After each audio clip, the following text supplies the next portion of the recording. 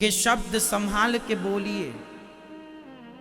शब्द के हाथ न पांव, शब्द के हाथ पांव नहीं होते, इसलिए शब्द को संभाल कर बोलिए। आप तो मर जाएंगे लेकिन आपके द्वारा कहे हुए शब्द नहीं मरेंगे।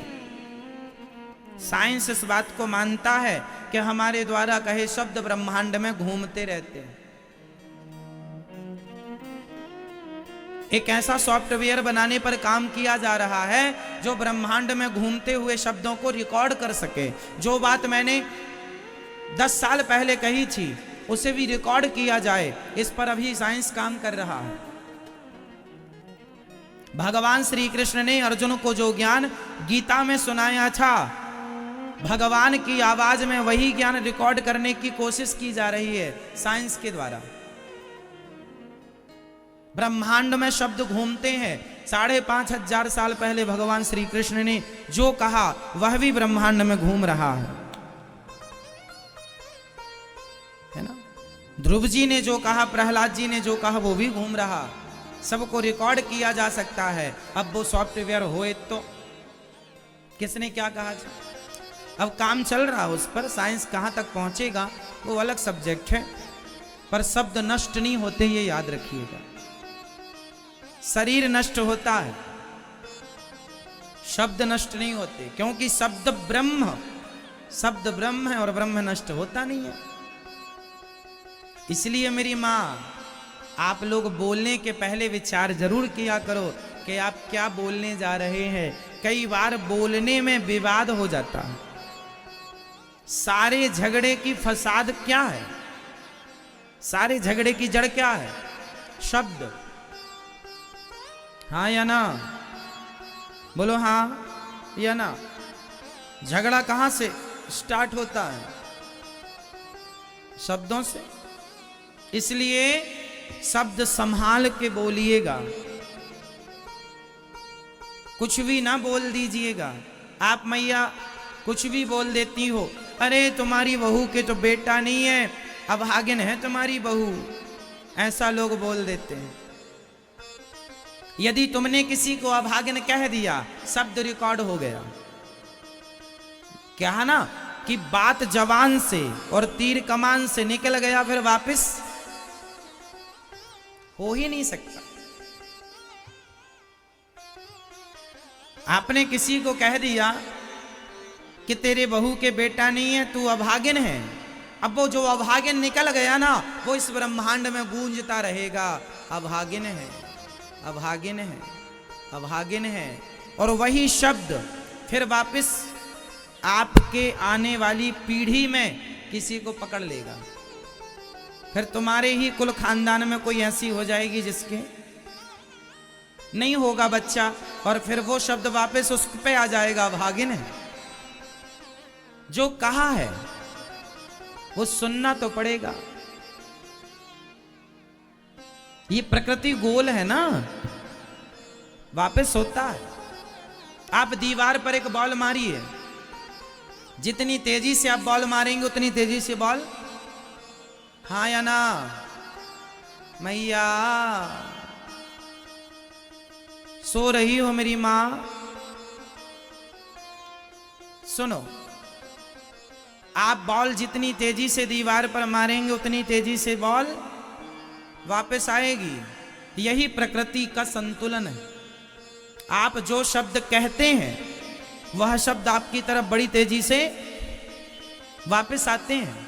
आपने किसी को एक थप्पड़ मार दिया, मार दो, पर वो थप्पड़ उसकी चटाक गूंजती रहेगी ब्रह्मांड में। फिर वो तुम्हारे गाल में देर सवेर पड़ेगा जरूर।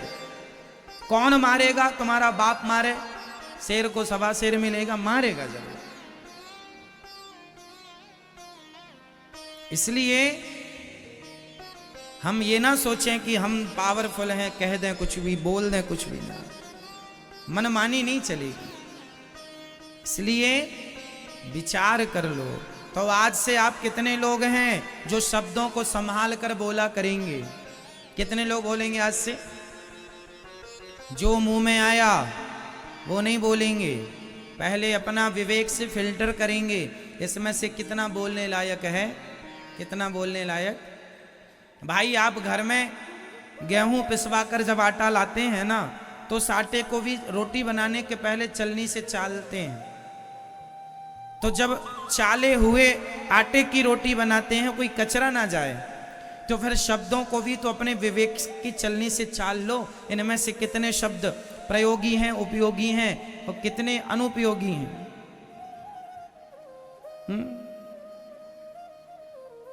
सही है ना मेरी माँ? तो शब्द संभाल के बोलिएगा। पत्नी से भी क्या बोलना है, अच्छे से बोला करो। पति से क्या बोलना है, कई बार आप लोग ऐसा बोल देते हैं कि वो बातें सारी जिंदगी याद रह जाती। तुमने ऐसा कह दिया था, आपने ऐसा कहा था। पति पत्नी में ही ऐसी बातें हो जाती हैं। कई बार गुस्से में कुछ निकल आता है, जिससे गुस्सा तो ठंडा हो जाएगा 10 मिनट में, पर वो बात जो निकल गई सामने वाला पकड़ लेगा, वो सालों तक वो बात को पकड़े चलाएगा। तुमने ऐसा कहा था, जबकि वो बात गुस्से में कही गई थी, पर फिर भी चूंकि निकल तो गई है। ऐसा होता है कि नहीं? सास गुस्से में कुछ कह दे तो बहू पकड़ लेती है, और बहू गुस्से में कुछ कह दे तो बाकी सब भूल जाएगी। तुम्हारा पांव दबाया याद ना रहेगा दुनिया को, पर एक शब्द गलत निकल जाएगा, दुनिया याद कर लेगी। तुमने ऐसा कहा था। तुम किसी की आरती उतारो, वो याद ना रहेगा दुनिया को। तुम किसी के लिए अपना गर्दन काट दो, वो याद ना रहेगा दुनिया को। बस एक बार तुम किसी को गलत धोखे से कह दो, उसकी डिक्शनरी में लिख जाएगा तुमने ऐसा कहा था। हाँ या ना? जबकि आपके कहने का कोई भाव नहीं था, धोखे से निकल गई बात, फिर भी लोग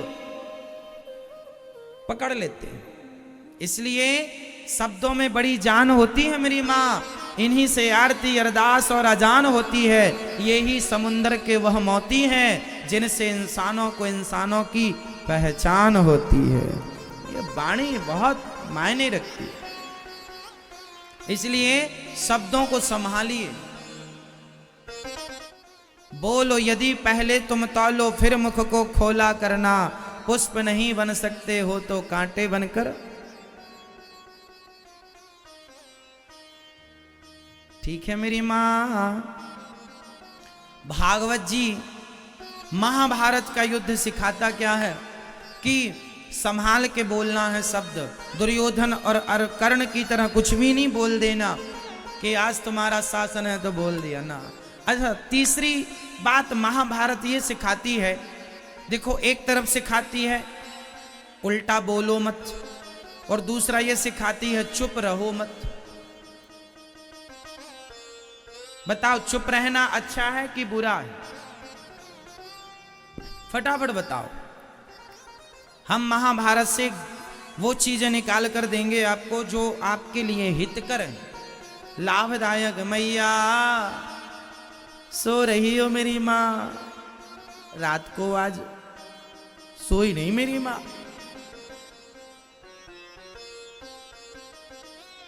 बताओ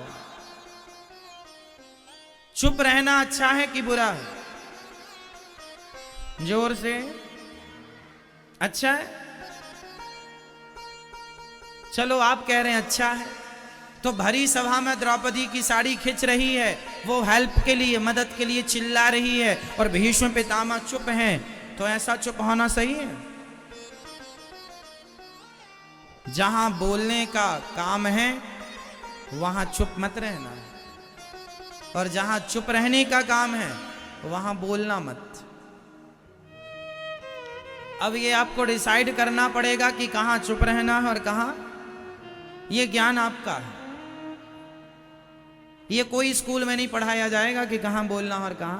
ये आपको डिसाइड करना पड़ेगा कि हमें यहां चुप रहना और यहां। भरी सभा में द्रौपदी मां की साड़ी खिंच रही थी, और पितामह सबसे आगे बैठकर क्या थे? चुप थे। क्या ये चुप रहना जायज था? सही था? आपके सामने किसी बहन बेटी का अपमान हो और आप चुप रहें, या तो बोलिए, या तो उस लड़की की मदद कीजिए, या तो दुष्टों को ठीक कीजिए, वरना वश ना हो तो वहां से उठकर चले जाइए। कम से कम अपनी आंखों से होता हुआ पाप तो मत देखिए, या तो पाप रोकिए, रोक ना पाओ तो देखिए मत। बोलना कहाँ है? विचार लो। पितामह नहीं बोले तो बाणों की सैया मिल गई। इसलिए आप लोग जहां जरूरत पड़ेगी वहां बोला करेंगे। यदि आपकी पत्नी के साथ गलत हो रहा है, आपकी मां, आपके पिता, आपके भाई, आपकी भौजाई यदि आपकी पत्नी को टॉर्चर कर रहे हैं, किसी विषय को लेकर परेशान कर रहे हैं, तो भले आपके भाई हैं, आपकी मां है, आपको उस समय सत्य का साथ देना चाहिए। यदि आपको पता है कि मेरी पत्नी सही है फिर भी उसे परेशान किया जा रहा है, तो उस समय आप अपनी पत्नी का ही पक्ष लें। यदि आपको पता है कि आपकी मां सही है और आपकी पत्नी उन्हें टॉर्चर कर रही है, परेशान, तो आपको अपनी मां का पक्ष लेना चाहिए। मतलब पितामह की तरह चुपचाप तमाशा ना देखना, सदा सत्य के साथ खड़े होना। जो व्यक्ति सत्य के साथ खड़ा होता है भगवान उनके साथ खड़े हो जाते हैं। दुर्योधन पांडव सत्य के साथी थे, इसलिए भगवान उनके साथी थे। इसलिए हमेशा पक्ष किसका लीजिएगा?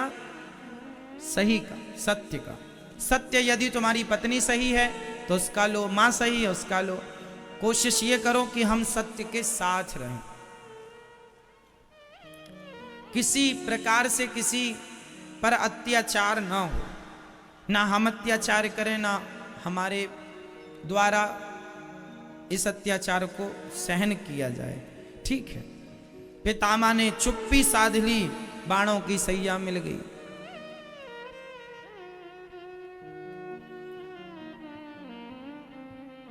संभल जाइएगा। अब आगे चलते हैं।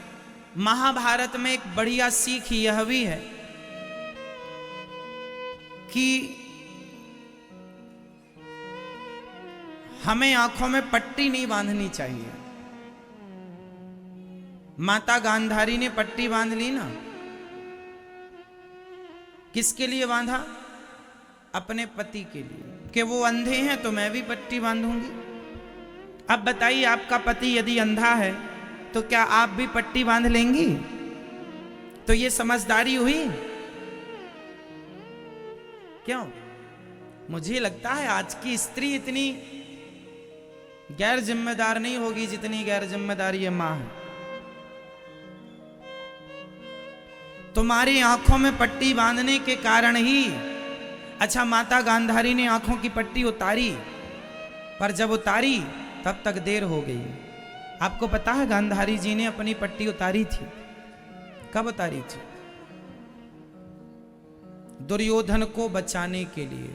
जब 99 बेटे मर गए, कल बेटा तू सारे कपड़े उतार के आ जाना, मैं तुझे देखूंगी, मेरी दृष्टि जहां जहां पड़ेगी तू वज्र का हो जाएगा। चला दुर्योधन। भगवान ने कहा कहां जा रहे हो? शर्मा गया, छिप गया पेड़ के पीछे। भगवान ने कहा कपड़े नहीं पहने आज तुमने? घर में कपड़े नहीं है। नहीं, माँ ने बुलाया ऐसी आना। अरे माँ तुम्हारी, अब तुम जवान हो, बच्चे थोड़ी हो, दूध पीते भाई। अरे कुछ तो कपड़ा पहन लो, टॉवेल तो लपेट लो। नहीं, माँ ने कहा ऐसी आना, हम ऐसे ही जा रहे हैं। नहीं, तो एक काम करो, कपड़े नहीं तो केले के पत्तों की टॉवेल बना के भगवान ने पहना दी। गया, बेटे कपड़े तो नहीं है ना? माँ कोई कपड़ा नहीं है। पट्टी उतारी, पूरा शरीर वज्र का हो गया, जांघों पर दृष्टि ना पड़ी, केलों के पत्ते से ढके थे तो जांघें कमजोर रह गईं दुर्योधन की।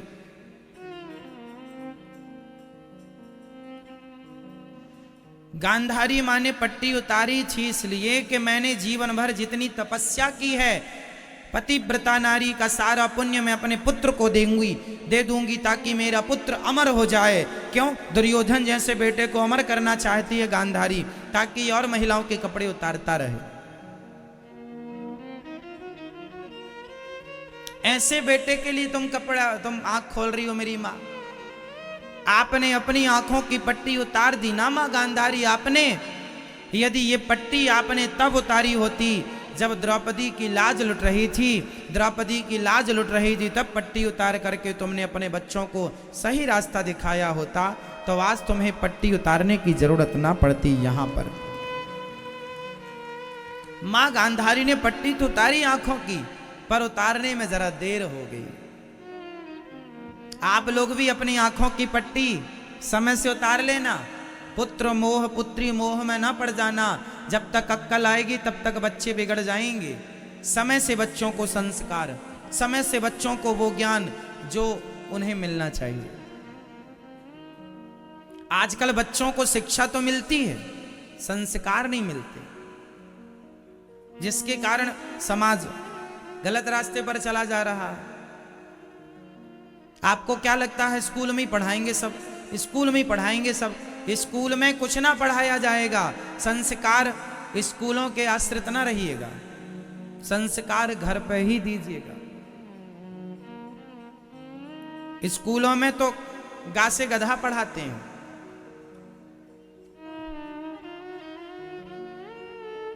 हम लोग तो गा से गणेश पढ़ते थे।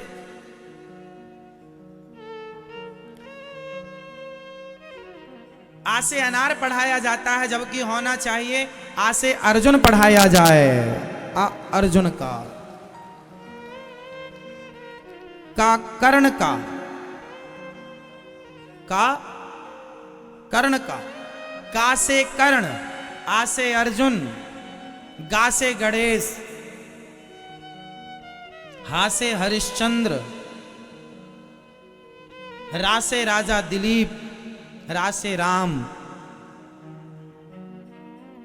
का से कृष्ण, चाहे कर्ण चाहे कृष्ण, कर्ण कृष्ण।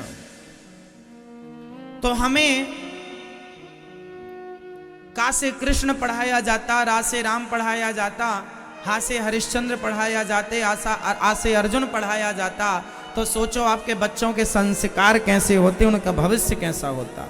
लेकिन आपके बच्चों को पढ़ाया गया गा से गधा, जबकि होना चाहिए था गा से गणेश। बताओ गणेश अच्छा है या गधा?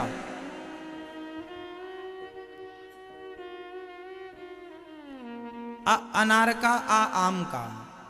अनार आम तो हमें बाद में पता चल ही जाएगा कि अनार है और ये आम। जिन्हें अनार और आम का ज्ञान है उन्हें अर्जुन का ज्ञान नहीं है।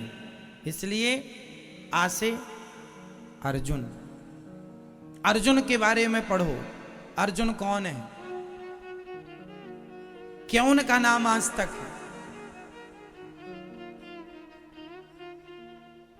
का से कमल नहीं, कृष्ण पढ़ो। और ये सब आप पढ़ाइए अपने बच्चों को। जेड फॉर जेब्रा, जेब्रा पढ़ लोगे तो क्या प्राप्त? जेब्रा लात मारेगा, दांत और टूट जाएंगे तुम्हारे।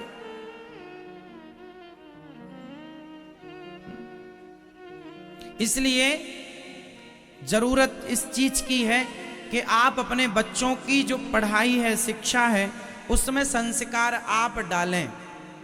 स्कूल नहीं डाल पाएगा,